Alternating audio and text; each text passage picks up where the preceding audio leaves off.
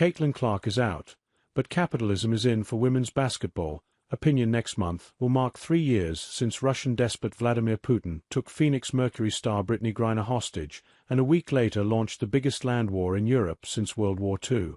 It will also be 3 years since a chorus of analysts, sports writers and athletes blamed the WNBA and the women's pay gap for Griner's plight. According to their logic, Griner was forced to moonlight in far-flung Russia in the off-season to supplement her paltry WNBA salary, thus making her easy prey for the Russian strongman. Start the day smarter. Get all the news you need in your inbox each morning.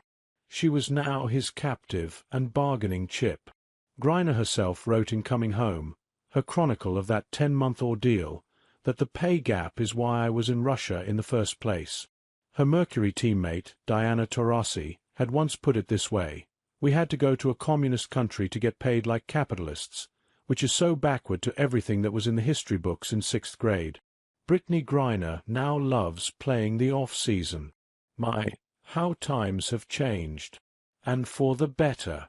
Listen to Brittney Griner just this week talking about moonlighting playing professional basketball in the WNBA off-season to supplement her income.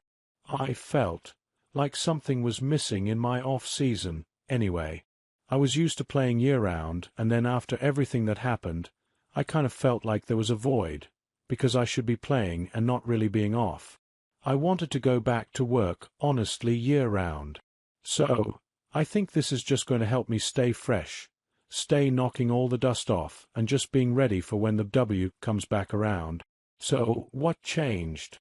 Well, for one, the off-season opportunities have moved to the United States. Today, Griner and other WNBA players could not and would not return to the frigid climes of the former Soviet Union. And two, the women of the WNBA have stopped kicking so hard against the realities of free markets and have instead begun to harness them. WNBA players decided to fix the pay gap. Unhappy with the pay gap between the WNBA and NBA, in which the 2022 base salary for women was $228,000, while the NBA's Steph Curry alone earned $46 million. Two of the WNBA's brightest stars have decided to do something about it. In fact, something uniquely capitalist. They're building a business. Nafisa Collier and Breanna Stewart, two of the brightest stars in the WNBA, whose teams, Minnesota Lynx and New York Liberty, just faced off in the 2024 WNBA Finals, have created a league of their own for the WNBA off-season.